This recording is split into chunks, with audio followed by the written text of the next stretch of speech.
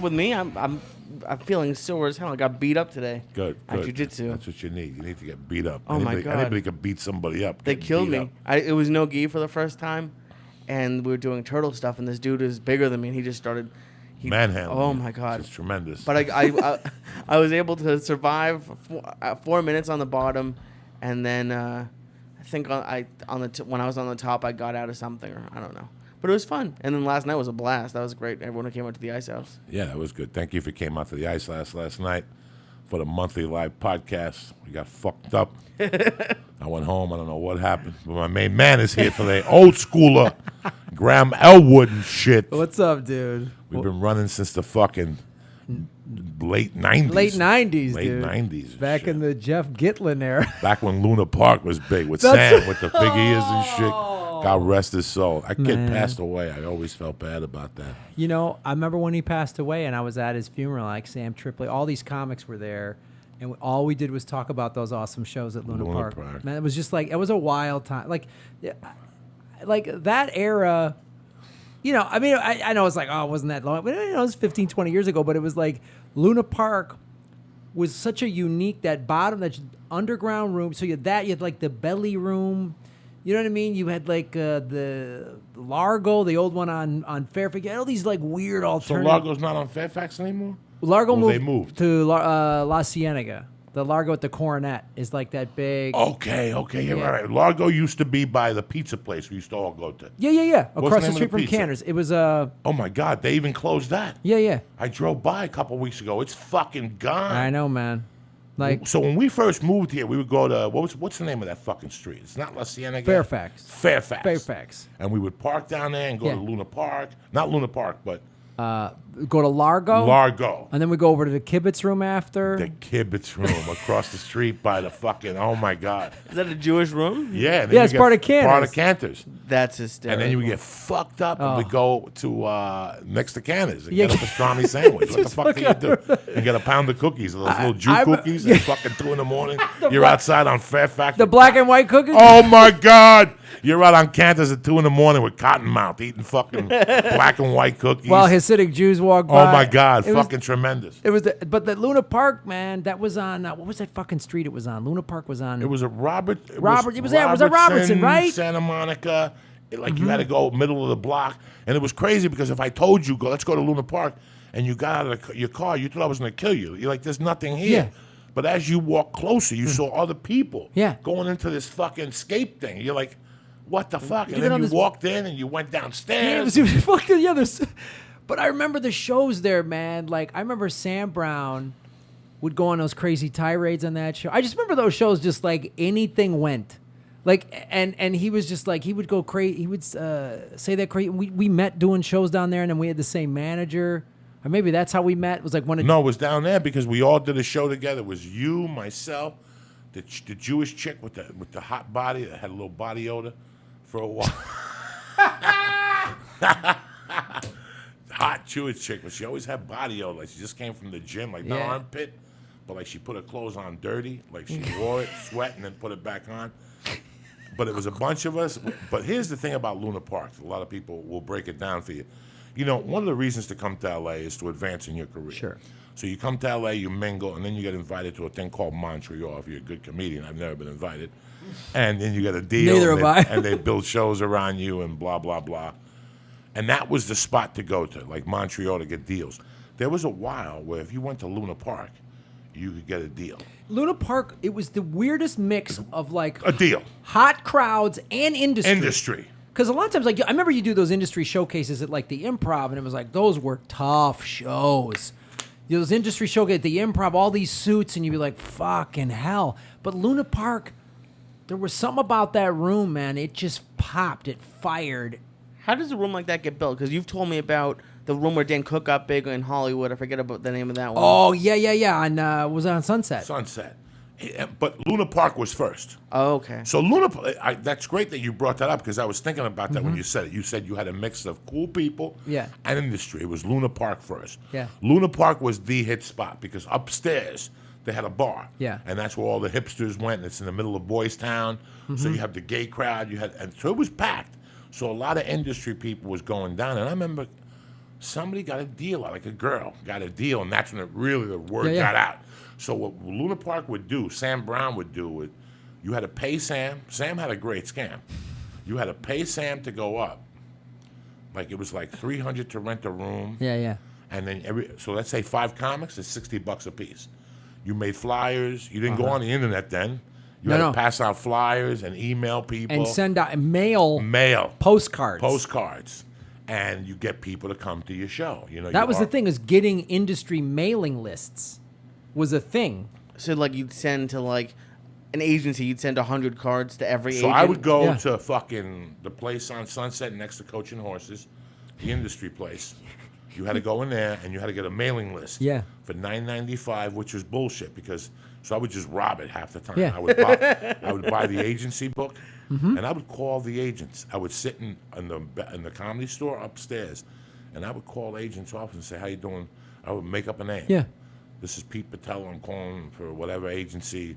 Lee Syatt's going up at 8:30 tonight. We're inviting you to the show. It was fucking crazy. Yeah. How different you worked then. Oh, everything, because everything is now all digital. Yeah, back then you had to, You had to fucking work. You had to hustle. I mean, I remember, I don't know how many fucking flyers I made for shows, and then, I was like, whatever. I was handing them out at shows. I took acting class. I handed them out to friends in my acting class. Like, you work, like, now it's all digital. Now you do a version of that shit, but it's all like, well, I got to post this show on Twitter, and I got to fucking put a photo on Instagram, and I got to put a link on Facebook. You know what I mean? But back then, you had to physically make this shit. Physically make it. You're right. You had to go to that place on behind the Chinese place on La Brea. Yeah. What's that Chinese place in La Brea? Jesus Christ, I told Lee about it. That was the hot lunch spot for a while. Schubert, myself, Josh Wolf. We'd all go to that place. We'd all do shows together then. Yeah, we all did shows together. I met all you guys. I met Schubert, I met Josh, but all those guys at Luna Park. And then we'd all, of course, see each other around at wherever the other gigs were. But I remember that, man. I remember just they had cute waitresses at Luna Park. And I remember it was like my hangout spot. I'd go there and get fucking drunk after shows. I'd go down Tuesdays and get fucking... Because Tuesday nights was Soul Night, whatever it was. Big, whatever they called the Black Night at the Comedy Store. So in those days, it was funny because I made an analogy this week. I told my wife, because my wife was a waitress at the store, I go, I went to the store Tuesday night. You were with me? Yeah. Tuesday night? Yep. It's amazing like how in the old days, Black Night would take over the whole store.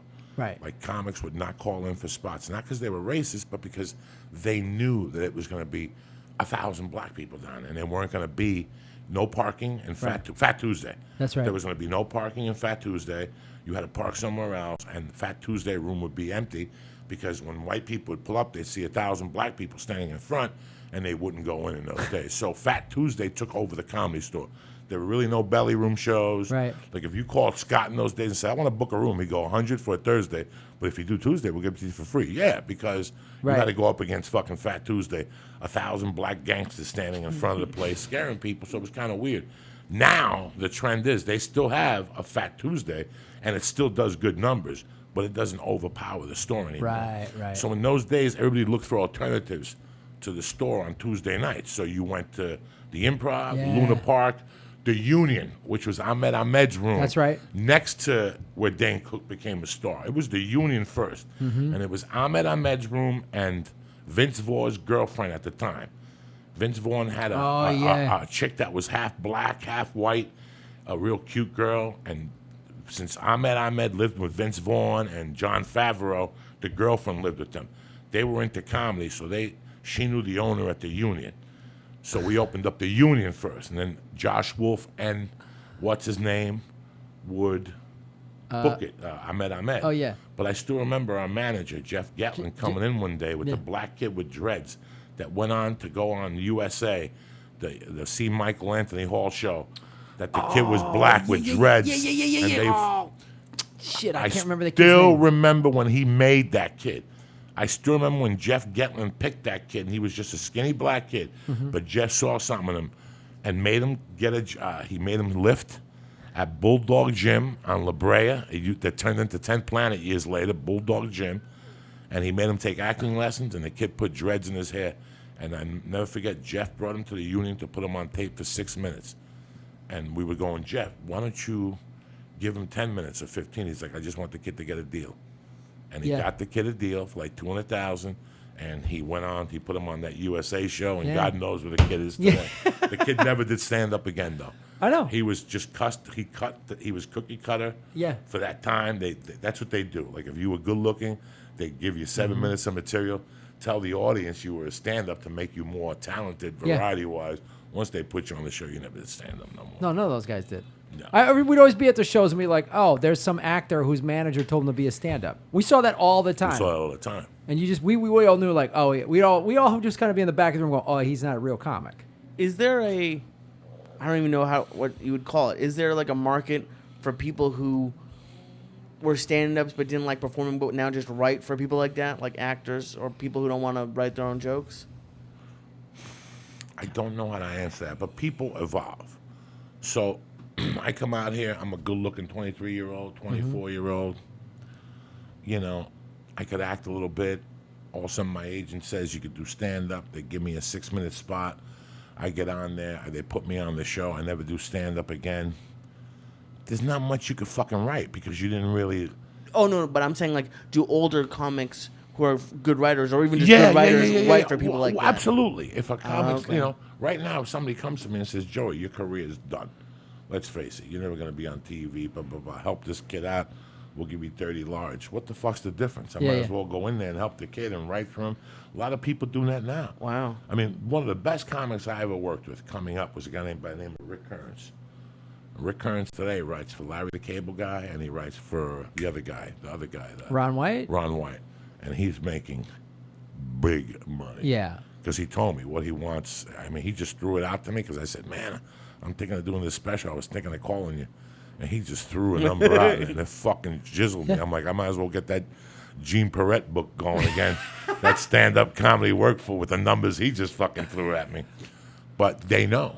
They know if you get a successful special, you're going to go on to make fucking tons of fucking dough. Wow. You know, they'll help you write. Listen, man, I've always admired guys that accept help. Yeah. Because you can't do this life alone. There's No people way. that are funnier than you, and there's people that might have the answer to a riddle that you have. And it goes back to the old adage, I got a can of mayonnaise, I can't open it. You know, I'm over there, I lift weights every day, I do jumping jacks, I can't open it. Then grandma comes over and cracks the fucking thing open. That's life a lot of times. And if you watch Chris Rock's 2 really good specials, they're really good in the middle ones. In those days, he would get in advance, and he'd hire Nick DiPaolo, Louis C.K., and the guy who died, God have his, Richard Jeni. Yeah. And they'd go out with him. You'd see him. You'd see them go out with him at night, and he'd say a joke, and they'd each add. So if you have an hour, Chris Rock could definitely come up with 15 funny minutes. Nick DiPaolo could definitely come up with 15. Louis C.K. with 15. And Jenny with 15. What kind of special are you going to have? It's a fucking monster. And then you just add your color to the whole special. Yeah. That's how to do it. That's Yeah, how to do it. and those good writers, man. You know, a buddy of mine, Gary Brightwell, he goes on the road, Bill Engvall. And he's written for Engvall and stuff like that. And I was getting ready for a TV thing, and he and I were working in Vegas together. And I just said, man, I haven't done a TV set in a while. I got to get this down to 4.5 minutes. He goes, I'll help you. And he was just as a buddy watching my set and then going, why don't you tweak that? And I was like, man, I go, Gary, you have a skill. Do you know what I mean? I'm good at going on. It's a skill. I can go on stage and riff. I'm good at coming up with jokes. But to fine tune, especially getting it ready for TV, because TV is a whole different animal. You know what I mean? You can't riff, you can't do any of those things that like I do that I know you do. So you got to, and that set's got to be 4.5 minutes, not 4:40. It's got to be 4 minutes and 30 goddamn seconds. And definitely not 4:20, like not like less than 10 No minutes. way. Yeah. I mean, you can get it 4:20. They'll go. You know, it was 4:27, but that'll work. They'll say shit like, and they're not joking. So you got to get that thing, time it in every word. I remember listening to Seinfeld talk years ago before his big series. When I first got into stand-up as a teenager in the 80s, Jerry said he treated, when he was getting ready for The Tonight Show, this was back when Carson hosted it, he treated every word like it cost him $1,000. So there wasn't any like, I'm driving. No repeats, no no none of that shit. Every word was like advancing the setup and getting to the joke. And so guys that could help with that were really, that can do that. And then that's why it's invaluable if you get to the Ron White level or the Chris Rock level where you got to do big theaters because these guys, You know, Ron White, I was just headlining in Vegas. Ron White popped in to do a guest spot because he was doing the Mirage the next 2 nights and needed to work on new stuff. And when he's going to the Mirage at $100 a ticket, to people who, that's the other thing when you get that famous, they all know your act. They've bought every goddamn album you release. That's why Louis C.K. is like releases a new hour every year. He has to. I'm going out in the club slugging it out with a bachelorette party. I got to dip into the bag of trips and dust off that dick joke from fucking 10 years ago because, but if I have because every time I headline, 20 to 30% of the audience maybe knows who I am. So that leaves at least 2/3 of the crowd has never heard of me before. Maybe I kind of know your face from TV, but they don't know my act. So that's good and bad. Right. Because I can go into old stuff.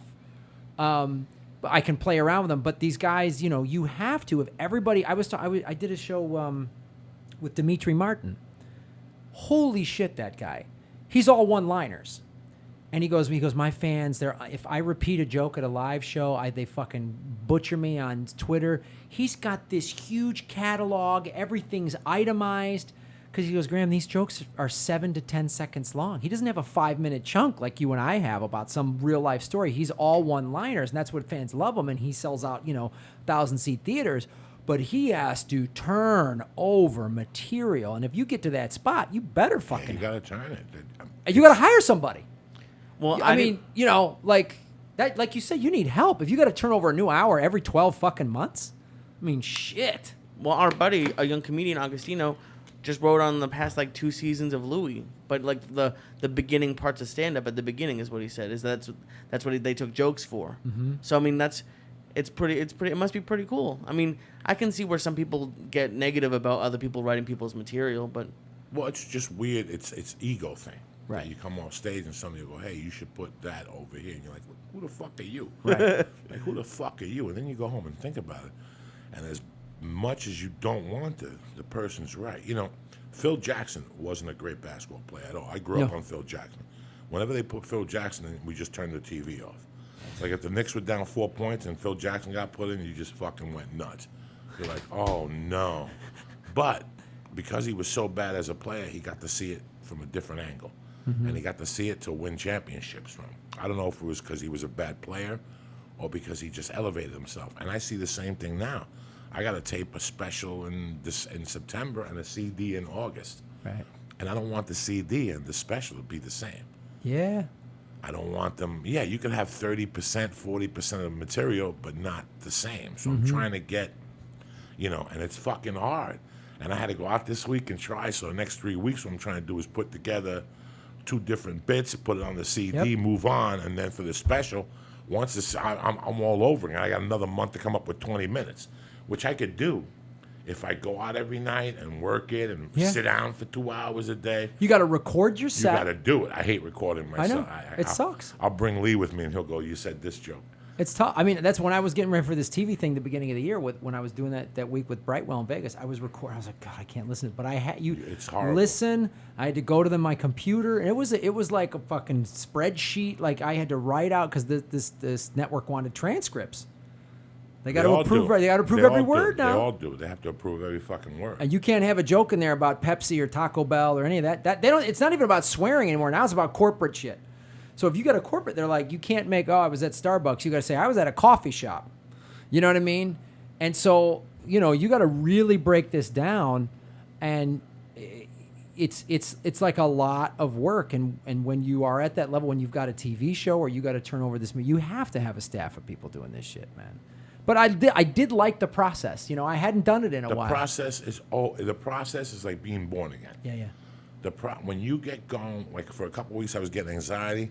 Like I told you, what I tell you, I got 3 or 4 bits that aren't coming together, but they're going to come together. But until I get there, I just got to keep getting on stage and eating shit, because you could sit there and write them at home all you want. It's once you get it on stage. For me, it's putting it on stage. Even if something comes to me, I just put it on stage. Yeah. And let's take the rest from there. Once you get it up there, even with no punchline, Tuesday night at a comedy store, Monday night at fucking some bar, get it up there. There's times I'm killing, and I got them already at the 30-minute mark, and I go, what's the difference? Let me try this line out. And I'll throw it out there and get nothing, but it didn't matter. I got it out of my mouth. That's step number 1. I got it out of my fucking mouth. Because in my world, I could write something, bring it on stage, and forget 2 minutes later. I start talking to you, I take 2 puffs off a joint. I can't tell you how many times he's come off stage and be like, God, I forgot to say. Yeah, and that's what the whole intention of leaving the fucking house was. There's times I leave the house going, I'm going to bomb tonight, but I want to make sure that the outlaw Josie Wales comes out of my mouth. That's it. I don't care if I bomb. This line has to come out because I'm going to get on stage Thursday.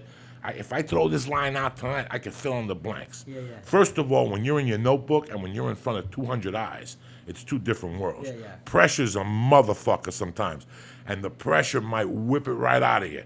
Or at least get the joke started. Or maybe, what I find, I write on stage. So I was talking about this with Sam Tripoli about how, we write more. I come up with a lot of times a premise or a story happened to me. And I just say, okay, I just got to talk about this premise. Where the fuck it is. Went to the shoe store. I just go, I was at the shoe store, try to find some jokes in it and maybe get a couple laughs, and it doesn't have a big tag yet. But like you're talking about. It's out. Yeah, it's out. It's out. Now you're thinking about it. You saw how they reacted. A couple of weeks ago, we were working on a story, and it's weird how people weren't reacting to the story. Every time I said the word, a word, they laughed at the word. So now I had a different challenge. You follow me? I didn't think they were going to laugh at a racial slur, but they laughed at the racial slur. You have to assume that it's 2015. When I say the racial slurs, I'm saying for this joke. It's not it was a joke about a situation. They laughed at the racial slurs. Right. So I went into my hotel room going, unbelievable. They're laughing at the fucking shit I didn't want them to laugh at. It's completely different. Do you notice that as a young comedian, or are you just happy to get a laugh? Listen, man, when you're a young comedian, the first 6 years of starting comedy, it's just, you're just going up there. You don't know nothing about being a wordsmith. You get it. And then you realize you can't say fuck here if you're saying fuck here. Right. I can't do a piss joke here and do a piss joke there. I cannot. It's where this fucking thing takes me, After a while, you become a wordsmith. When you go to jiu-jitsu, first fucking year, all you're doing is surviving. Then after the first year, you start seeing things. What is his hand doing there? You know what I'm saying? Oh, shit. Look at his neck, wide open. Every time I spar, I don't know what to do. I'm just sitting there No, you just lay there. Just make sure that every time they go for something, you bump them off. Yeah. So if you're on the bottom, every time, let them get comfortable. You just breathe it. And as soon as they go to close, boom, you bump. Now they got to start again. They lose their balance. Same thing. It's comedy and martial arts. That's why I love combining the mental of a martial art. Ever since I started doing jiu-jitsu 2 years ago, my comedy took off in a different direction. Because when I walk out of jiu-jitsu, I know I'm 50. What am I doing wrestling with 20-year-olds on top of me? I'm smelling people's assholes. I'm smelling toes. I don't need this shit at 50. These are my golden years. You know what I'm saying? I'm smelling jock straps and shit. But I know every time I walk out, it makes me a better person. And that reflects in everything. That leaks into everything. My business, my relationships, my friendships. That leaks into everything. Because you're breaking everything down. I've been studying martial arts for a while. I had a little break because I had an injury, and then I got into yoga. Yoga, similar thing. You're breaking down all the specifics, and that's what martial arts is. It's not just, I'm going to scrap. It's like, it's such precision technique. And that goes to what you're talking about of being a comic. It's precision. This word said this way with this pause. I look like that. Like, so many technical things. Like, I know I got to pull the mic about 5 inches away from my face because I'm going to yell this one line. I don't want to blow the room out. You know what I mean? All these technical things. That's exactly the thing. Martial art, jiu-jitsu. His hands moving. Karate. I mean, any martial art. All of it. Any martial art will leak over. And I've seen that. When I go on stage, my voice changes. My voice changes. My voice goes up an octave, but it shoots out straight. It doesn't do like an opera singer. I do that on purpose. I want to be the loudest guy to wake you the fuck up. I don't know who the fuck you saw before I got up here, but let me tell you what's going to crack right now. And they're just going by the voice. The voice is what's getting them. Your inflections in your voice. Rodney would say a punchline and touch his fucking tie to tell you to laugh. He's telling you to laugh. They suck you in. It's easy. We get off stage and people are like, how'd you do that? How'd I do that? The same way you fucking submitted that guy after he was on your back before, and you took him off and you flipped him over and you got same thing. You focused, you breathed, you noticed where you were at, you were in touch with your elements, and you went to work. You caught your composure and you went to fucking work. Well, that's the thing. That's such a great analogy too when you're talking about listen to these pros, the UFC pros talk about, and how they're not flipping out in the cage. You know what I mean? And we do that. You throw a line. Okay, that line did not work. Okay, and all these little subtle things. This table to the right of the stage, the guy's not paying attention to me. You know what I mean? Like, this guy's pissed off. This couple, this fucking bachelorette party, they're not like, and I just gotta, you gotta make all these quick decisions. Like, I gotta go get this table's attention in a funny way. You know what I mean? I gotta get these people quiet down. Maybe I gotta raise my voice a little bit so they stop talking, or whatever. These little subtle things that you do. It's like a million little moves and counter moves, like in MMA. And what you see, it's like they did a movie this year with Denzel that you liked, that I watched 2 or 3 times. Oh, the Equalizer? Equalizer. When he goes into the Russian thing to pay for the girl, when he walks back, remember, he starts seeing things. Yeah. He sees the guy's glass in his hand. He sees that this guy, that's what we see. But, hey, when a mechanic is doing something, that's what he sees. Everybody has their own Even thing. with the lights, because, like, I'm not a comic, but I've been on stage a few times doing the live podcast, and I can't see anybody. So, like, when it's that bright, you guys are really, like, scanning the room and noticing everything? Well, that's the thing. The lights, that's when you always know it's someone who's never been on stage. The first thing they say, man, these lights are bright. Like, we're used to that. We're used to, like, okay, I can see about 5 rows deep here. So I got to sometimes, I'm going to look to the people in the front, make direct eye contact with, like, but if you're in a bigger venue, then I'm just going to look into an area just so the people in the back feel like I'm looking at their, I had a professional, when I first started, Ross Schaefer. I've been doing stand-up maybe 4 or 5 years, maybe 6 years. I was on the road starting a feature, and Ross Schaefer, who did this late-night talk show, he was a TV personality. He was also a decent stand-up. And I watched his act, and he was so tight and professional and just crisp. And I asked him, I said, hey, man, I was whatever in my early 20s or something, mid-20s. And I was like, what kind of advice can you give me? And he goes, first of all, you scan the room too much. Your head's moving around. He goes, talk to sections. Do the setup to the section to the right. Do the middle part to the middle, and the punchline to the left, or whatever. He goes, talk to sections. Look, people, goes, you're afraid to look them in the eye. You're looking above their heads like some stupid public speaking shit. He goes, look the fucking guy in the front row in his eye. You know what I mean? Go, hey, friend, off the phone or whatever. And I just would watch his act in awe every night because it was so well crafted. His physical movements were very precise, and I was like, wow, the way I watched guys when I first moved to Chicago. I started doing stand up at University of Arizona in Tucson. I was 18. So I did that for 4 years, and then I went to Chicago to I'm going to see if I can do this for real. And the thing I learned so many things at what was the Funny Firm back then. And then these were 400 or 500 seat showrooms. This is the early 90s. And I would watch guys. I had some of them, Paul Gilmartin, but I remember Bill Hicks came through town. I remember watching the little professional things they did. They'd walk to the stage, move the mic stand immediately off to the side. Like they didn't let the mic stand in front of them. They didn't coil up the cord like open micers would do. Like all these little things. Wait on the side of the stage when their set's over till the MC comes up, so you never have an empty stage. Like some open micers go, good night, and they run the fuck off the side of the stage, and then there's 30 to 60 seconds where the MC runs up and goes, okay, all right. And I was like, wow. There's 10,000 little things in there. And that's what I love about it. And like we've been doing this as long as we've been doing it, but still it's like a martial artist. You're never done learning. It's amazing how you could tell a comic's experience by how he walks on stage and grabs the microphone. I remember years ago there was a comedian chick that got like 4 fucking deals, and I mean huge deals. And she went on to do great things later on, but they gave her a show and stuff. But when she first came to the store, she had all this hype, and we'd go to watch her, and you would see comics walk out of the room as soon as she got to the stage and touched the microphone, because we knew she hadn't put the time in. Yep. For me, I leave the microphone in front of me, and I'll tell you why, because I move, and I got to talk with my hands. My hands are the part of the whole fucking deal. So, and I'm a big guy. A little fucking inch microphone ain't going to block Papa. You know what I'm saying? I got a girth like a motherfucker. I got girth for Papa. days. Yeah.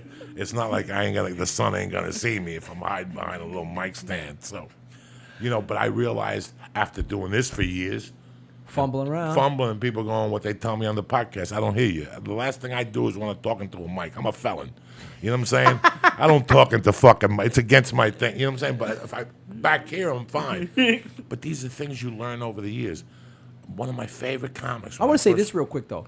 But that's the thing you're talking about. There are certain things, but not every. There also are rules, but then you can make it Right. specific to you. It's an art. It's an art. It's an art. So it might not work for fucking you, but Right. it'll work for me, and it will really work for Lee. Yeah. Lee really likes it. Listen, when I first started doing comedy, I watched that Rodney Dangerfield, young comedian special, the best one, Hicks, Kennison, Lenny Clark was on there, and I go, wow, how nice is it to put a suit up on stage Yep. and look really nice? Well, guess what? A suit, as soon as I put a suit on and go on stage, guaranteed bomb. Guaranteed bomb. It took me 20 years not to bomb with a suit on when I did Gabriel's show. That's the first time I wore a suit on stage since like the second year of comedy. Because I go, let me give it a try. I go, hey, Gabriel, if you hire me for this show, I even put a suit on. I was like, what did I just say? What did I just fucking tell this kid? But a suit would just not work for me. Even like a nice jacket with a shirt with no tie, bomb. Yeah. So I had to be like me. I had to wear jeans and fucking T-shirt and dirty sneakers. Yeah. Then you start doing well. But Because you got to feel comfortable. Yes, this is an art. Yeah. This is an art. And listen, if you get 10 comedians and you go, tell us about the first year, they're all going to throw the Judy Brown book in. Everybody read Judy Brown's book. Who's Judy Brown? Nobody ever toured with Judy Brown. Nobody opened I for never Judy read Brown. that book. But she did a book that was very popular. I remember that. There's a couple of sections in there that till this day, I'll still use them for writing. She had a couple. She had, if she had 10 chapters, 6 of them were very informative. When you first get into stand-up, Right. the first day type thoughts. Yeah. You have questions. Yeah, no, What do they make? What do they do? Who do you know? Blah blah blah blah. Did you ever do a movie? I mean, it's fucking mind-boggling. This book answers a lot of those questions. The rest of those questions you have to find out by getting on stage, meeting people, and running in a circle. It's like anything else. You could go on YouTube and learn how to do an arm bar. But it doesn't work that you go to class every day and do it. Stand-up's the same. There's no practice in stand-up. No. There's no, what are you going to do, put your cats out or your mom and your dad? They're not going to be honest with you. Stand-up is brutally honest. And you have to go to a stage, get a microphone, and practice it. And so, to some people, they think about that. It's like Lee. We were talking about jiu-jitsu last night. First 2 years, I go to jiu-jitsu twice a week. I'm always scared as I'm driving up there. As I'm driving up there, am I going to be in the bottom and get a heart attack? You know what? I don't know. Let me go down there and find out. Let me go down there and find out what happens, I'm one of those guys that I know that to fucking do anything in this life, you have to get your hands dirty. And that's one thing that when people realize they have to do, that's too much. And that's with a lot of things in life. Oh, what do you mean 4 years? No. Yeah. How long does it take you to be, I love that question. How long does it take you to be good in comedy? Once a person asks me that question, they're not a comic. Yeah. How long does it take you to be good? Because they're just looking for something. They're just Well, looking for something. they think there's some sort of class. You just take 2 years, you get the certificate, and then you're squared away. Like you get like a real estate license. Now you can go sell houses. Like it ain't that. And I can come to you. I'll come to you. I'll meet you every Sunday for an hour, and I'll work with you.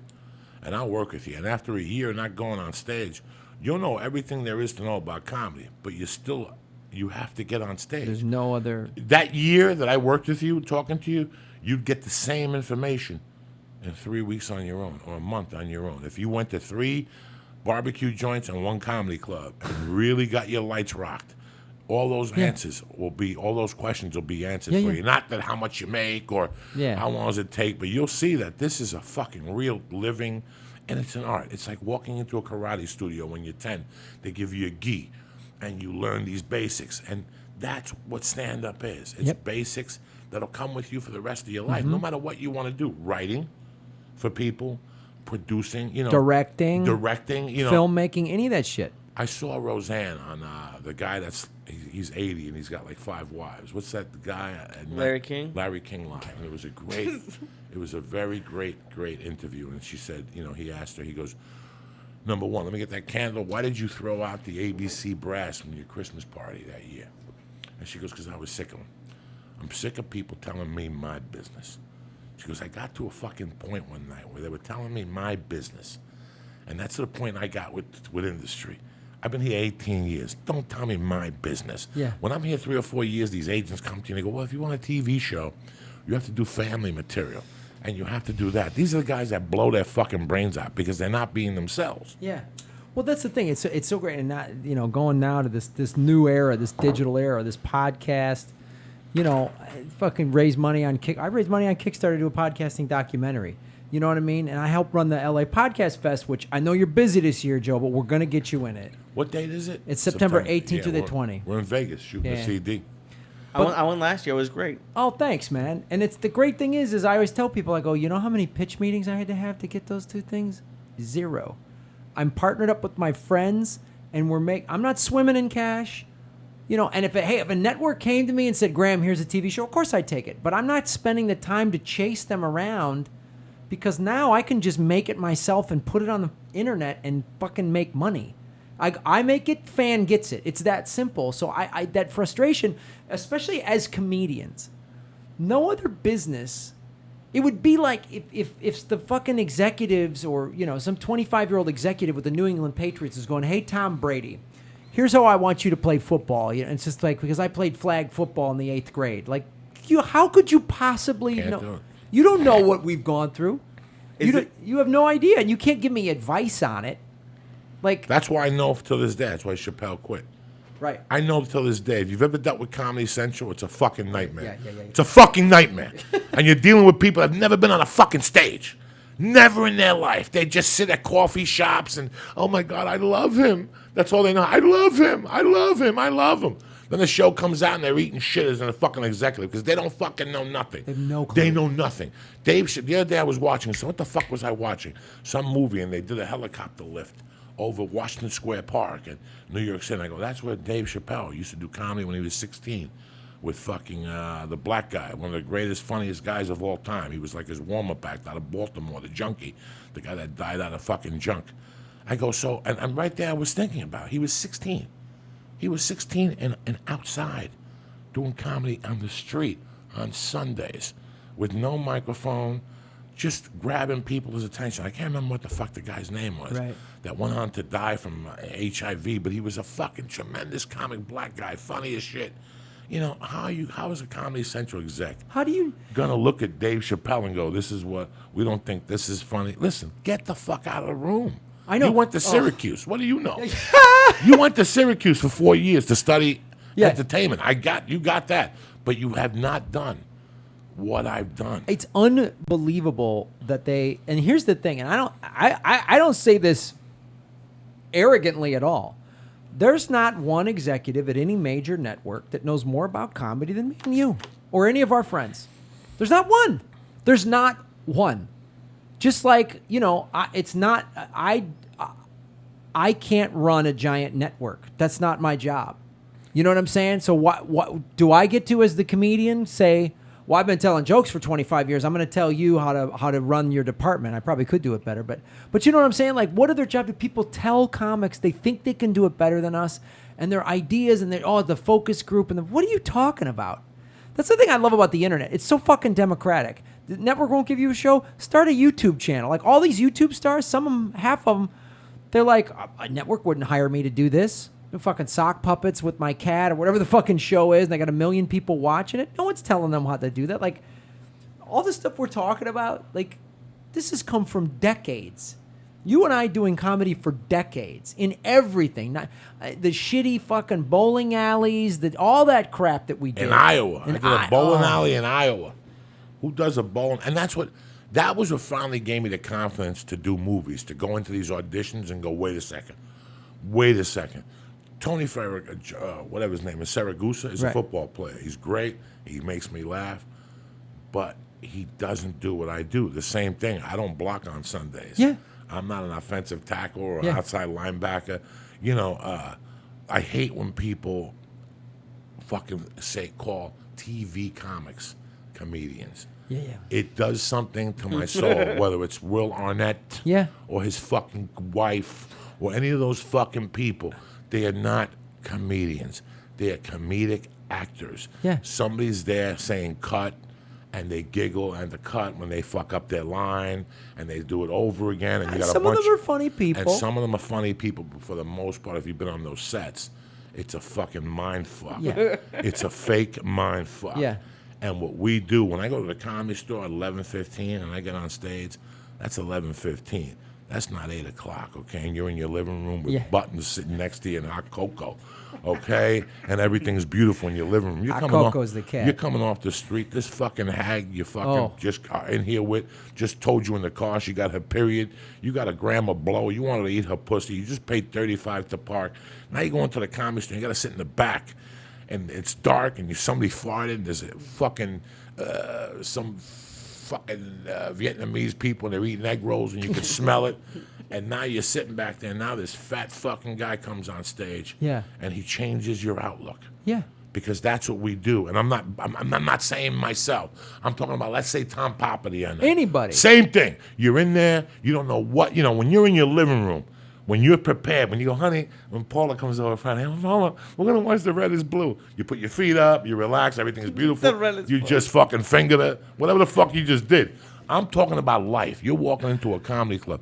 You were just on Sunset in bumper-to-bumper traffic. You just paid $35 to park. The fucking valet guy smells. He's going to fucking stink up your car. Then you got to go to the comedy store. You waited 15 minutes for the waitress. Different scenarios, guys. Do that shit and go to Different scenarios, bitches. Go to fucking casino and do the Late Show, or there's a guy sitting there with his arms full because he just lost $2,500 on the crap table. He doesn't give a shit about your jokes, and then you make that guy laugh. You make that guy laugh, and you're going to tell me that an executive is going to know more about comedy than we do?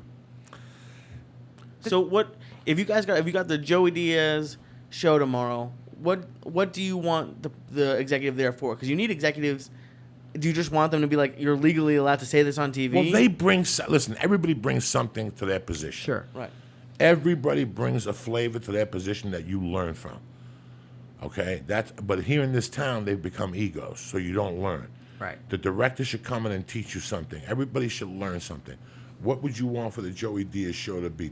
I was high last night, and I got home, and I was going through Netflix, and I watched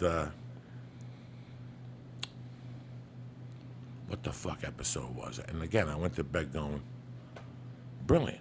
Sopranos? Okay. Yeah, but what episode?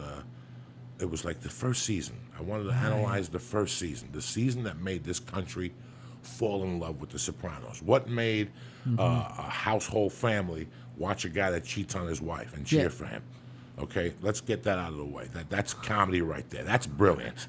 What makes, there's some people, I was watching that show about the 50s in Miami on Showtime. Oh, yeah. What is that show? About the 50s, and they're all smoking cigarettes until the guy shot the dog in the fucking pool. I never turned that show on again. No need to. He shot the German Shepherd. No need to watch that dumb show again. You know what I'm saying? So now I'm going to myself, okay, I have some type of morals. I'm watching The Sopranos. This guy cheats on his fucking wife. It wasn't the Columbus Day one. It was the first season? First season, and it was fucking brilliant. Oh, yeah. And I go, this is what writing is. This is what you want on your show. Anybody could bring home they did one where you could bring home every fucking dad that dreads the day that the daughter brings home a boyfriend. Right. You're going to hate him even if he's fucking Joe Montana. Yeah. You're going to hate this guy. But now he shows up with a black guy. Was it the college one? After the college one. Junior's the boss. The one after that. AJ and his friends steal wine. That one, all right? They steal wine from the church. The one after that. The Lupatazzi goes on the lam to avoid indictments from the FBI. That one was good, too. They're at a wedding, and the Yeah. guy gives her $5,000. The girl that got married, and then he goes, I just duped the $5,000. If I would have known how to go on the lam, I wouldn't have duped the $5,000. And he went back and got the $5,000 back, so I'll catch you next week. That shit, you can't write that because it's so wrong. That's what I want my show to be. Yeah. I don't want somebody there going, oh, you can't do this. But that's not the situation. The situation is the bureaucracy they put you through. Well, because I hear comedians throughout podcasting, that's a major complaint, is dealing with people who try to rein in your or change your material. Love 30 Rock. Okay. And I love 30 Rock. And I'll tell you why I love 30 Rock. Why? Because she's a comic, and she took a chance by a kid by the name of Tracy Morgan. That if you know anything about Tracy Morgan, he's buck wild. But she knew how to get the best out of Tracy Morgan and how to get him off the set before anybody knew how crazy he was.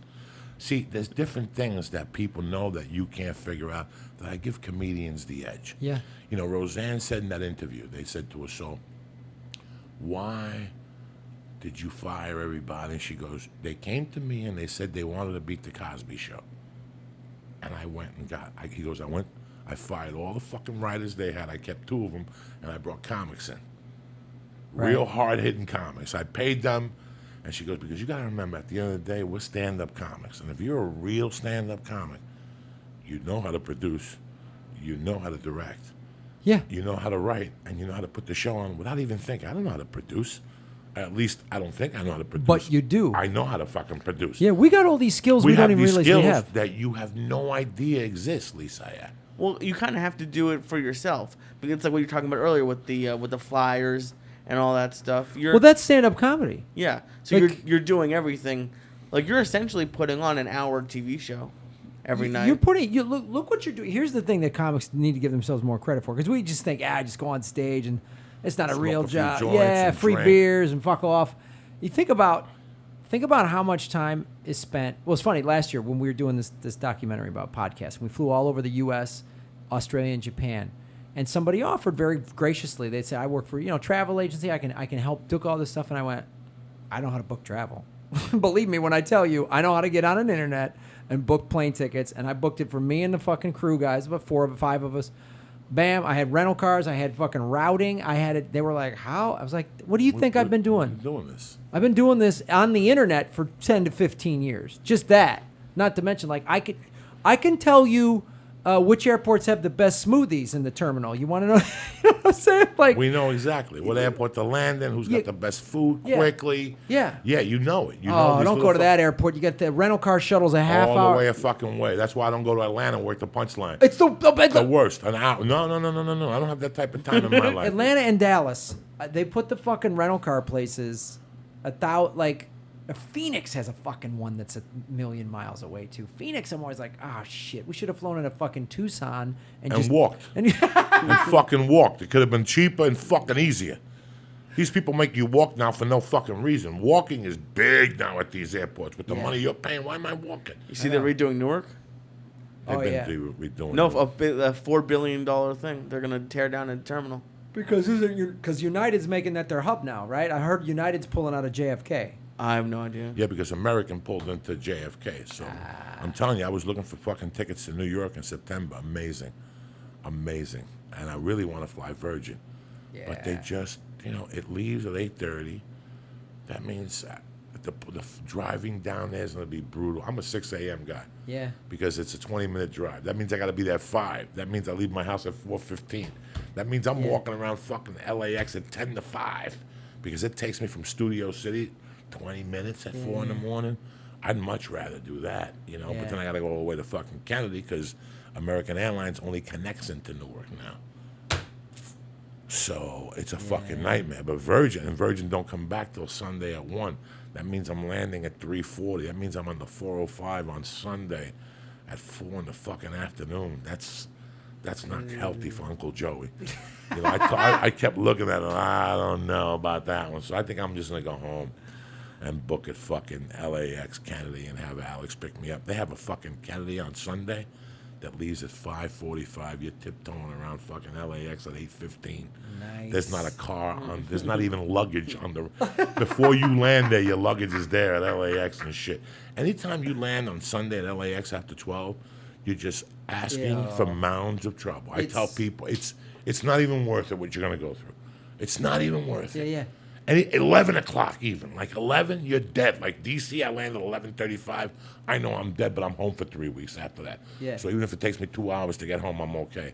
And that was it. That's all I could fucking take, But I can't sit in a fucking city all morning. Like that 1 o'clock Virgin was good out of Newark and cheap. I'd go to Chan's.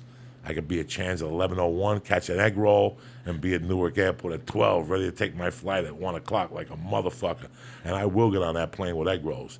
If I get a chance to do it before I die. With the mustard too? With the fucking mustard and pork fried rice, I'll pull it right out of that compartment in 3C. You know me, dog. I upgrade every week to 3C like a motherfucker. And guess who's first in the line? Uncle Joey. Because I need that seat and I need that thing. I just watch motherfuckers. They open it to put shit in there. Don't you think you'd be putting shit in my fucking trunk? You think I fucking got upgraded to first class? I've been flying for 20 years. I paid my fucking dues for this fucking thing. And that's what we forget. See, that's what I forget. And from time to time, I remember, because that is my inspiration all the time. Like, I was going through that anxiety and everything, and I kept saying, wait a second, I've been doing this for 24 years. I've already gone through the parts where you go home at night and cry yourself to sleep because you want to be funnier and you don't know how to, and you want to do all these great things and you don't know. Like, I forgot the dues I paid. Like, I fucking blacked out from, like, because I started in 91.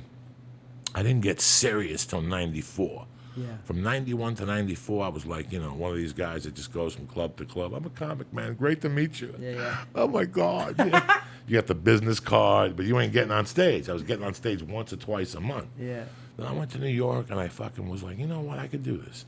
But I know if I do this, I got to do this. Like, it's like anything else. If you do this, you got to do this. Yep. And I dove in, and from 94 to 2005, I tried to work. When I got the longest yard, when I slowed down a little bit, I was like, okay, I made my point. Yeah. I could do this. I made my point, and I got something out of it. I could do this. Now I didn't go out 7 nights a week anymore. I went down to 5 nights a week. Right. But there was months I was doing 35 sets a month. I think for 10 years in a row, I did over 300 sets a year. I had all the notebooks. I just threw them out. 300 sets a year. Okay? And that's for years. From 94 to 2007, I did over 300 sets a year. Easy. I know, like, in 2001 and 2, they had to be at 400, 365. I remember going 365. That means I got on stage every day, but not really. There were just some nights you do 4 or 5 fucking sets, But that's the work you got to put into this shit. And that's what these people on the internet, the people listen to the podcast, a lot of stand-ups listen to this show. Yeah. And they try to learn from this show. And one thing I stress is that, guys, don't even worry about this shit. When you're doing comedy 10 years, you have this mind fuck that you're a headliner. But you're so far away from being a headliner. Like, I've been doing I became a headliner at, like, the 21-year mark. Like, when you go see Greg Giraldo, God rest his soul, and Sebastian, or even Ralphie May, they're headliners, bro. Yeah. They put it together. I was doing comedy for 15 years, and if you asked me to do 45 minutes, I could do 45 minutes, but I was not a headliner. Yeah. A headliner has a beginning, a middle, and an ending. They're money, they're on time, they look good, their eyes are clear. It's just something about a headliner that you could tell the difference. And I always knew for years. I remember being in Jacksonville, dying, eating dicks, like dicks flying into my mouth at the 30-minute mark when I had been in L.A. And I think I was here, I was doing comedy 9 years, and Jimmy Schubert got a movie, and he had to leave the next day, and I took his place. Like, they okayed it for me to leave to do Jacksonville. And I remember going, I'm funny, but I'm struggling. I was struggling to do 45. You're slapping it together. You're slapping it together, and it was just horrifically bad. Like, I wouldn't even want to see it now. Like, I would not even want to see those tapes. They were so fucking horrific. But that's what you put into it, and that's what people at home, and they think that we just got together and started doing these podcasts. And listen, anybody could do these fucking podcasts. Sure. Well, how frustrating is it for you guys? Well, because, Graham, you've been in podcasting for a while. There's so many comedians in podcasting who don't have what it takes to do a podcast. They want to quit after 6 weeks. Well, they don't take it seriously. It's what Joey just said about being a headliner. But they fit. If it's not even just young comedians, it's comedians who are like, there's a lot of established comedians who don't have podcasts anymore, because you have to treat podcasting like a business. And I don't mean that like it's not fun, but I mean, like, if you wanted to help your career in one way or another, even if you're giving the show away for free, you don't do ads or blah, blah, blah, but it just, how obviously we know podcasting helps promote gigs on the road, all that. So if you're going to get into podcasting, you got to, like, people ask me all the time, right? I help produce the LA Podcast Festival. People always ask, well, how do I get in? How do I, what do I do? I go, if you're getting into it because, I want to get a TV show like Marc Maron, you're doing it the wrong reasons. It's like we talked about those fucking actors who in the early 90s whose managers go, we're gonna get you a sitcom, so say you're a comic, here's 6 minutes. So if you're wanting to come into this, I say this thing, come in like it's, talk about whatever you want to talk about. If you like fucking shoelaces, you're obsessed with them, then do a shoelace podcast. But treat it seriously. Release consistent content. Make it sound decent. take it fucking for real, or don't. And you know this too. Like when you host a podcast, the comics that show up, you know, every once in a while you get one that blew. Oh, what time was that? You know, they didn't take it serious. They didn't take being a guest on this seriously. And then it's funny, other comics that are podcasters, they always are like, on time, what's the thing? Bang, boom, boom.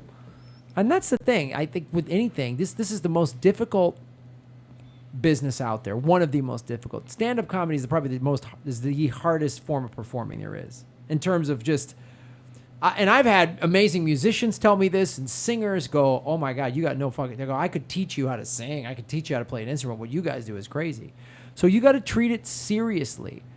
And I always caution that because sometimes people go job serious and then automatically it can't be fun. I have to sit in a cubicle to do comedy. No. Put the work in so that when you run into your friend Joey Coco Diaz at a comedy club, we just sit in the back of the room and fucking laugh because we're not sweating all that other shit because we've clocked those hours in. You know, being on stage is the frosting. You know what I mean? You got to put all this fucking work in. To where, like, now I'm busy with all this business stuff and I love it. It's empowering, you know? Going on stage is like, oh, this is fun time now. Like, I'm working on my act and all that stuff, but I'm not talking to fucking attorneys and negotiating contracts and all this other shit. I'm going to go on stage and I'm going to just fucking freestyle funny, go into my act, go out of my act, make fun of this fucking guy in the front row, whatever. And that's the beauty of it. And I tell comics, too, I go, we all came to Hollywood, like you said, to advance our careers. But if your goal is I need to be famous, no. You need to be like, I want to be a good comedian. You know, I want to be respected. I want other comics to go, oh, that guy's fucking funny. He's a solid. He's be respected as a professional, be respected as a person, be respected as an artist, be respected as a business person. That's what you should be going after. Because Johnny, it's funny. You and I were talking about this over the phone. You know, I remember calling you to ask you to see if you could do Podfest, and you're already on the road, and we were just, and you know, we hadn't talked in a while, and you said, hey, man, we're still here. We're still here. You said that to me, and I was like, you know, you're right. Anytime I get in my head, we all do this. Why, you know, I started with this list of guys who are all giantly famous now, and you know what I mean? All these people, they got huge movies, and how come I'm not? You know what? I just got paid to work. I got gigs lined up. I'm just fucking happy I'm alive doing this. You know what I mean? I could be back telemarketing or something like that. How often does that happen to you? You freak out a little bit? A fair amount. Because I'm only about 2 years into doing this full time, and I was like, okay, it has to stop sometime. But to hear someone saying you've been here for 15 years and it still happens. It doesn't happen as often for me personally because the minute it starts, I go back to the "we'll still here" thing, which is just like, let's be grateful for what you got. You know, I got a podcast that I love doing. We talk movies every week. I love doing it. I love coming on shows like this. I was just in Tulsa. I got paid to tell jokes. It was great. I'm just, you know what I mean? Yeah, I got paid to tell jokes, and you know, it is just sort of. It might just sound just sort of like shit your grandmother used to say or whatever. But it's the glass is half full. It's your perception. So I can sit there and go, man, I started with Zach Galifianakis, and I don't have his career, and how come I don't have Louis C.K. and I are the same age, and what the fuck? I could do that. Or I could go, I'm making my living telling jokes, which means when on my off days, I'm surfing. The way I look at it is, you know what? Birth comes to us all, and death comes to us all. That's right. And one day, I'm going to be in a fucking hospital room with a fucking IV on, and I'm going to be hearing the last couple beats of my heart. And you think about your fucking life, and you think about the things you did and where you fucked up and what you didn't do, and the people I started with Zach, and I started with Louis C.K., and they got this, and you're going to feel bad for maybe, I'm only allowing you to feel bad for maybe 3 seconds, because at least you tried it. Yeah. You rolled up your sleeves, and that's what I couldn't live with. That is what we stress on this fucking show or whatever the fuck I'm talking about. That, listen, when I went into that fucking VMAC and when you started with the swords and stuff, you didn't think you were going to be Matsumoro Masazuki, okay? You did it for yourself and for your self-development and for whatever. I never knew, and that's what the problem is. I never want somebody to go into something not knowing from their heart to their fucking toes what they're getting themselves into, you know? I know when people ask me questions what they're looking to get and what answer they're looking to get. And for people who are young comics and don't have a podcast, it's the same thing that happens to other comics. They don't have a voice. Yeah. To have a podcast, you really have the voice and a commitment and something you believe in. And that's what sells this podcast thing. The same way that's what sells your act. Yep. Is your voice. We've all gone up for years. I used to just go up on stage and be Rodney. Yeah. And one day I was taking a shit in my bathroom and I heard a special come on. And one of my dear friends was on stage who isn't that successful. He's a funny guy. We're both funny guys. And I heard him. Didn't watch him. I heard him. And I heard what I was doing wrong. There was no commitment in my set. Anybody could get... There was a time there when we were going to your apartment and I was tormenting you about you not molesting that girl that was sleeping on your couch. And they were funny podcasts. But for a while, our numbers went really down because people weren't getting it. We didn't have a voice. That's what regular comics do. They come on, Evangelina Jolie, oh my God, the pussy smells like vinegar, and they laugh. And people listen to it. But once they listen to Burr and listen to Rogan and listen to Graham, that there's a message in the podcast, there's a beginning, a middle, and ending. That's the and it's the same thing with stand-up. It's the same. People are going to try anything because they think they look at something, I could do that. I could fucking do that. Hey, yeah. I've never looked at anything like that because I know there's something you don't know. That's why before I do anything, I check with a professional. Yeah. I've always, since I was a kid, hold on, that guy lifts weights, and he won a contest. Let me go talk to him. I'm over here looking at a book, some fat guy doing standing military presses. I'm going to throw out my back for the rest of my fucking life. Let me go talk to him. But people's ego, we're scared to ask. Yeah. We're scared to ask. I always ask for advice. I always ask questions. But I always know where I'm going. When I was in drugs and kidnapping people, that's what I did. If I saw you, even if I was going to kidnap Lee, if I was a 24-hour gangster, if I went to a bar and heard you had an ounce in your car, shut up for 2 minutes. Let me listen to this fucking muck over here next to me. He's telling his friend he's got an ounce in his car. Maybe we'll take him out to the car because I was always on. Right. You're always on. This is what, last night at the Ice House, the door guy and I were talking, and he was talking about Saturdays, about weddings and stuff like that. You know, when you do comics, when you're a comedian, you don't go to weddings. No. There's not, people know not to even ask you. Yeah. If they're on a Saturday, only a comic, I'll cancel Tulsa. Yeah. Yes, I'll come to you. No, I work on, these are the little things that we've let in this country, vacations and, you know, ingrown toenails. And I have a date with my girlfriend. Listen, I don't give a Frenchman's fuck. Tell your girlfriend you're picking her up at 10, but at 8, you're going to go to that piano bar, and you're going to do 10 minutes. Yeah.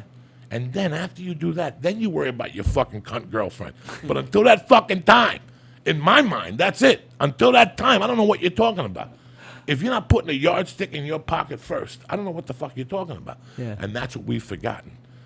You know, it's like when we realize something's going to be hard work, that's it. We switch careers. Yeah. How many fucking people have you been here since you've been here? Switched careers. Oh, gone. How many people have you seen that came in as comics and now they're cameramen or they're agents or they're Yeah. I love doing stand-up. Oh my God, the competition. And I was sexually molested. Shut the fuck up. Man. When you're a female comic, you get sexually molested every night. You understand me? When you're a female comic, you better suck a dick or have a tough skin. Because for the first 2 years of your career, people are going to ask you to suck their dick until you get funny. Yeah. And people are going to try to Cosby you. You know, they're going to try to do everything. Those fucking beginning female comics, that's the toughest job in the world. I know. That's the toughest job in the world because they really come in naive, asking questions. Next thing you know, they don't know nothing. They sucked 8 cocks, and they're still number 8 on the open mic waiting list on fucking, well, you said if I sucked your dick, I got up to number 3. Listen, that was last week. You know what I'm saying? I had a chick that sucked my dick and stuck a finger up my ass. You got to work for that number 3 spot and shit. Let me give some shout-outs here real quick. Happy birthday to my main man, Andrew Southern. He's been around for fucking since day one. My main man, Aku, you bad motherfucker. Larry D, Jason Montero, Ookie Spooky, looking good. Putting some fucking weight on those bones. I'm going to have Lee suck your fucking ankle next time he sees you. John Fentros, I love you. Jesse Wright, Renee Vogel Jr., Laya Hernandez, looking sexy as a motherfucking Paul Lynch. Happy birthday again, Andrew Southern. You're a good fucking man. Happy birthday, buddy. That's it. You know what I'm saying? We're over here fucking around. But that's the thing. Those guys that started the those people that started podcasts and quit, first off, they didn't wait for the miracle to happen. Right. They didn't wait, and number two, they didn't find their voice, and they never had a fucking voice. When we started the church, we had a voice, and then for a while there, when I went on the road every week, I would just go on there and fuck around. And then one day I said, wait a second, I got to get a notebook together. I asked Lee what the numbers were. He's like, yeah, the numbers went down like 200,000. 200,000? No, we got to pick this motherfucker up. And after that, I was serious about it. Yeah. I got it. I understood where this is going. I understood why people watch. You know, I listen. Sometimes we have some pretty deep shows in here. And sometimes we have shows where you just get fucking high and giggle. Yeah. Sometimes we have a guest. I always keep people on their toes. This is the power that we have now. If this was a network, you think? Oh no. Graham Elwood. I don't know who Graham Elwood is. Joey, you can't say that. You know, well, all that Lee, shit. tell Lee's got to take the Israeli flag down. Some fans wrote in; they're getting amused because they kill people at the Gaza Strip. Who gives a fuck? I mean, this is what we do. Right. This is what we do. He laughing about cocksucker. I don't know. Jews are always killing somebody in the Gaza Strip. Every 2 years, somebody gets pissed off and they're shooting missiles at us. That's what you get. That's what you get. We don't fuck around here. We're Israel. We got tons of money and missiles. And we're waiting to shoot them. Dying to shoot a motherfucker. You know, we're still pissed about fucking the man with the swastika. You know, we're walking around angry here. Yeah. 40 years ago, we haven't forgotten. We live, but we haven't forgotten. We're getting back at all you motherfuckers. You guys let it happen. Nobody stuck up for us when we were in that fucking hole making shoes. Nobody came over and said, what the fuck is going on there? No Chinese, no fucking Vietnamese, no nothing. Oh, my God. You told me Jews don't like spicy food last night. You got mad at me for ordering spicy Jews don't peanuts. like spicy food, and Jews aren't romantic, right? You never see a Jew on TV getting on one knee to marry a bitch. He throws a fucking black case on. It could be a ring. It could be a Cuban zirconian. If you know a real Jew, they'd never give you a diamond. You ever go to the Jew district in New York, they'll fucking kill you. They'll bite your fucking finger to get $10 off that diamond. Their wives don't get diamonds, bro. They give them something fake. They get some from the other side of Africa or some shit. What the fuck? Look at poor Lee. Lee, what are we doing tonight?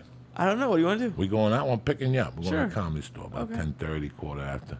You're going to be fucked up by then because this is only the beginning of this. I'm already fucked up. That's right. Who gives a fuck?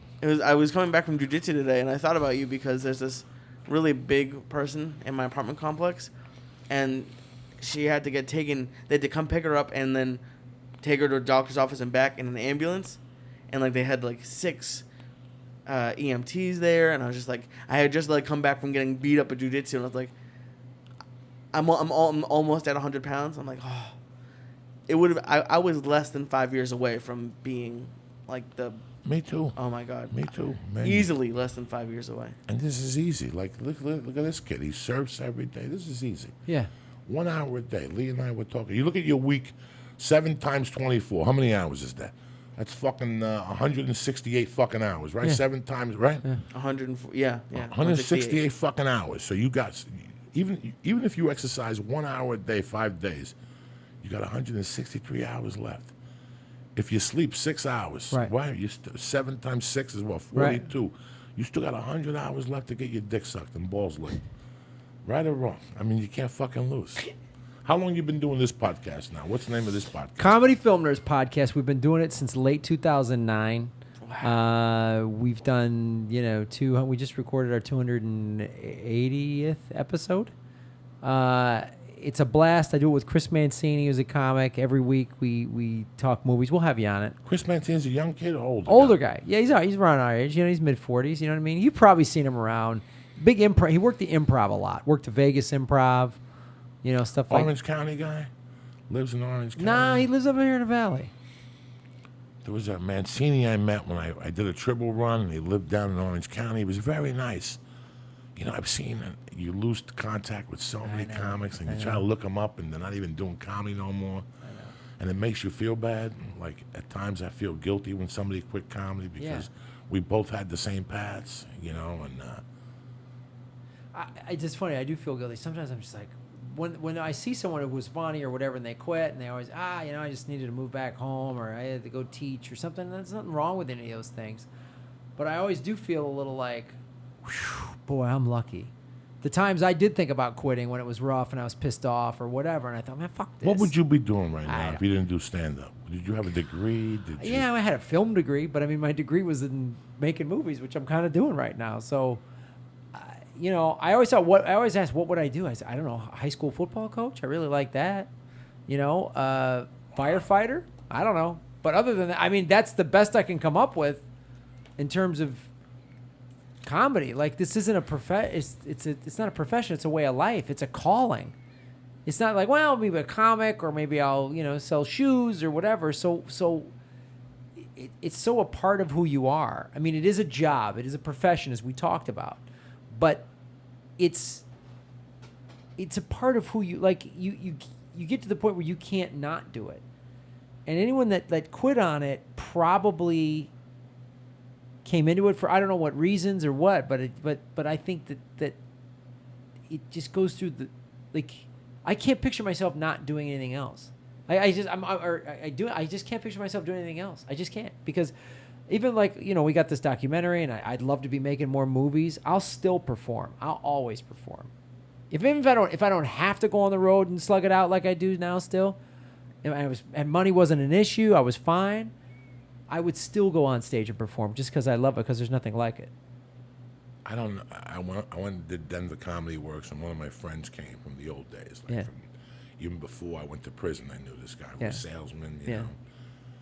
And he came in, and I asked him what he did, and he goes, for 8 years, I had it great. I went to a financial firm, and then the bottom fell out, and I had to go back to selling cars. And, you know, he went through just a life of copiers, everything that was hip.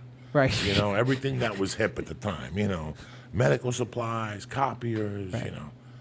And I think of what this would be like if I'd never gone on that stage. I would have.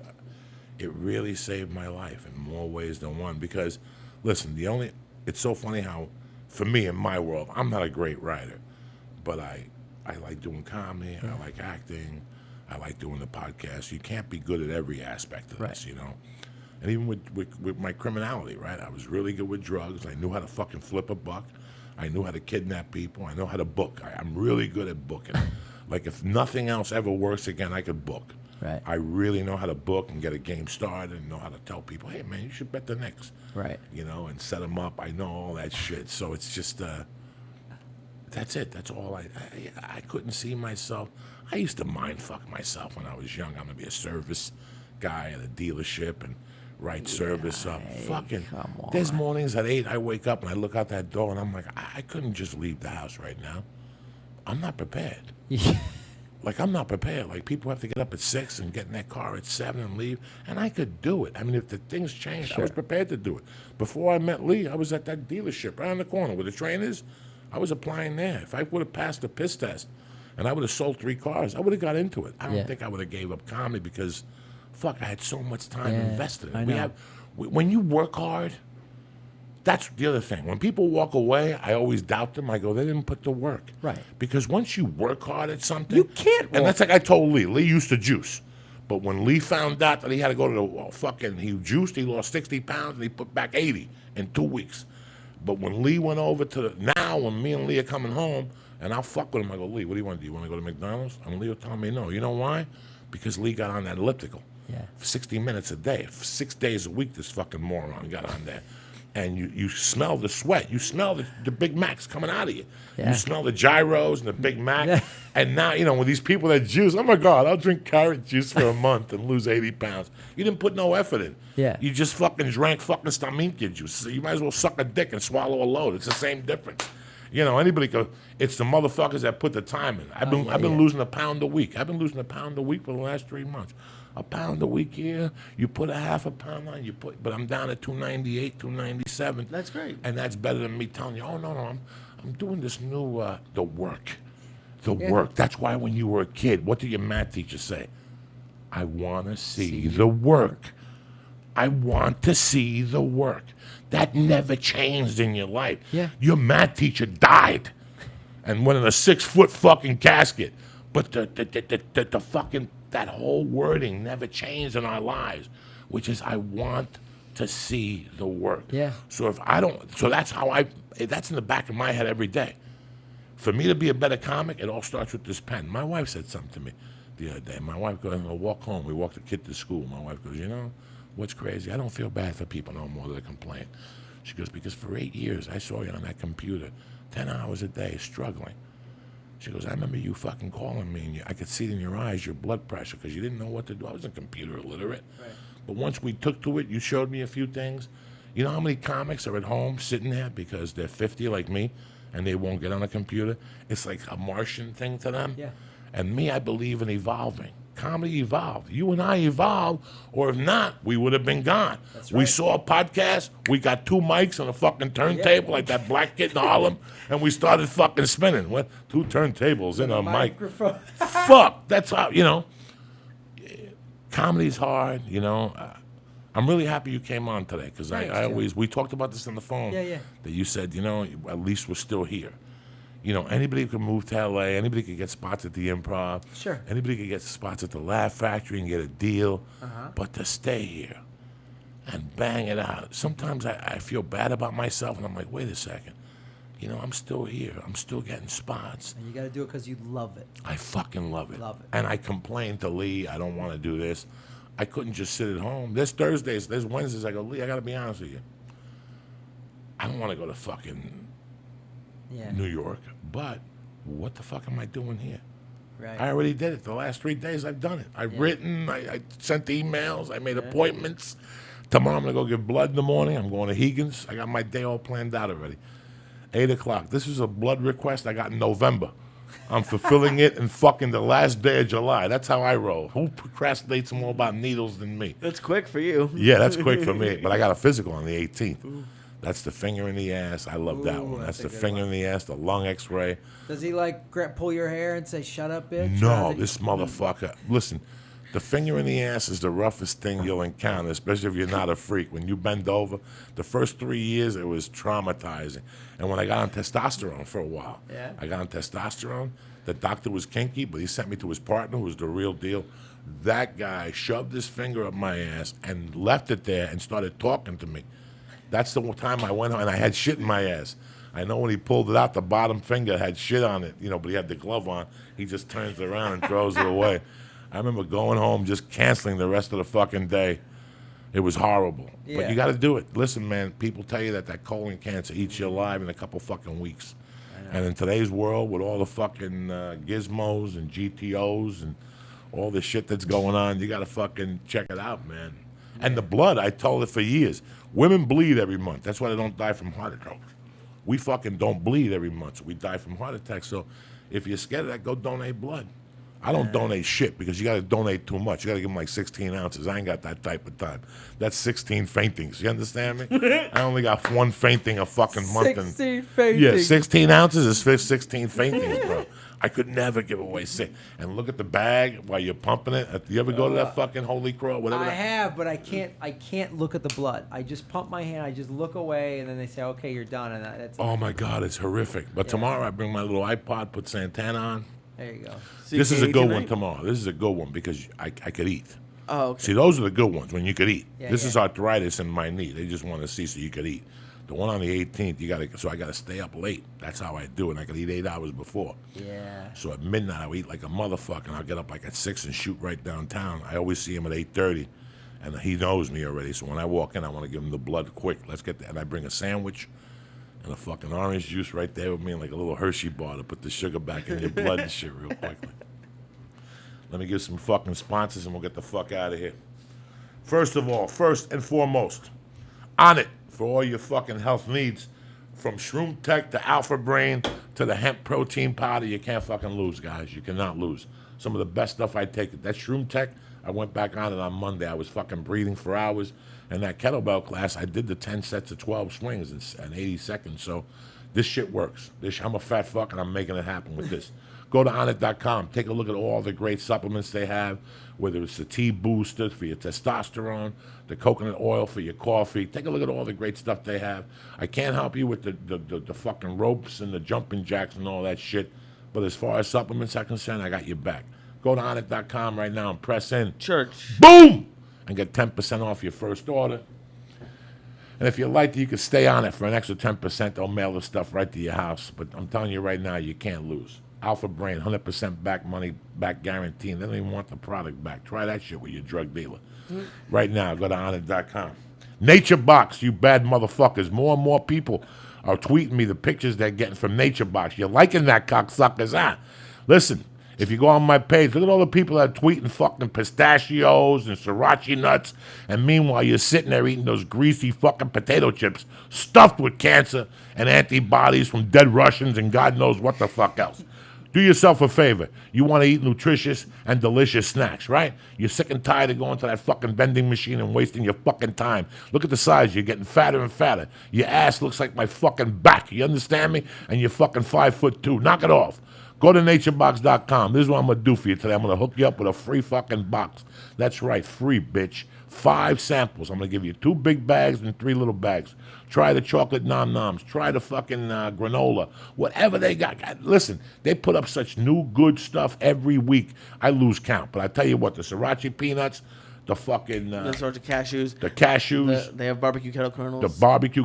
Listen, any of those kettle kernels. The French toast kettle kernels. The cinnamon French swirl. toast? Yes, cinnamon swirl. They ain't fucking around. But don't take it from me. Go to naturebox.com. What are you pressing the You box? go to naturebox.com/Joey. /Joey, and they'll send you a free sample box. 2 big bags, 3 little bags. Nobody gives you shit for free. Uncle Joey's going to hook you up, all right? Go to naturebox.com right now and press in. No, go to naturebox.com/Joey. /Joey and get right to your house. The shipment's going to cost you. We don't ship nothing for free. It's going to cost you like $1.90, but I'm giving you $20 worth of stuff. What's $2 when you get $20 worth of stuff? You understand me? So stop being a cheap fuck. Go to naturebox.com/Joey. And you're sitting there right now, you're sweating. You're going, my ass is on fire. My ball sack is on fire. I'm sweating up a storm. My legs are chafing from the last 3 days. You know why? Because you're still wearing those cheap fucking underwear and that white fucking underwear that's been surviving you for the last 30 years. When are you going to take those white fucking things off with the skid marks in them, you filthy motherfucker? Go to MeUndies.com right now. They've got the best selection of women's and men's underwears. The material is fucking tremendous. I don't work out without MeUndies. When I walk around, I go walk around a cappella, whatever the fuck they call it. Caribou, Commando, whatever the fuck it is. Yeah, because who gives a fuck? But when I work out, I want my shit to be tight. I don't want sweat all over my leg. I put on MeUndies. My fucking nutsack is dry. You understand me? My asshole is dry. It keeps you dry. There's no chafing. All other summers, I got to put powder in my nutsack. Not with fucking MeUndies. And if you're a woman, this helps you too. How many times you show up at a party and your fucking monkey smells like a dragon? You don't need that shit. You put MeUndies on, that motherfucker smells tight and dry. So they got things for, and not only do they have underwear, they have sweatpants and they have sweatshirts and nice workout shirts and workout shorts. So go to MeUndies.com and press in Joey Diaz and get 20%. Joey. What is it? Joey.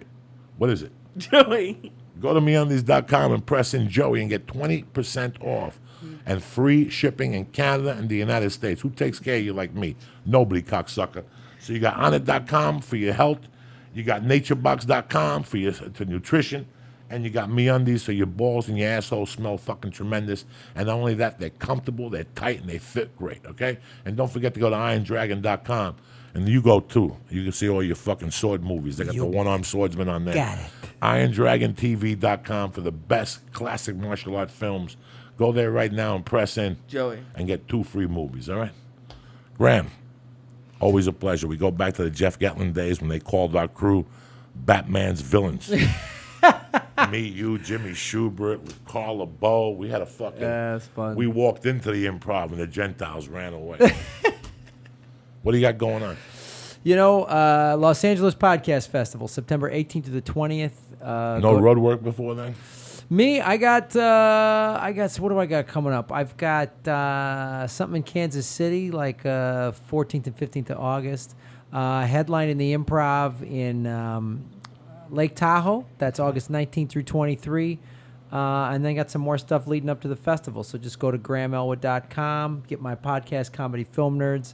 And Graham Elwood, that's at Twitter, Instagram, it's at Graham Elwood, all that shit. GrahamElwood.com for all the information you need. The podcast, the fucking dates, whatever you want. A stab and you want to lick his nutsack, whatever you want, send them a note on there.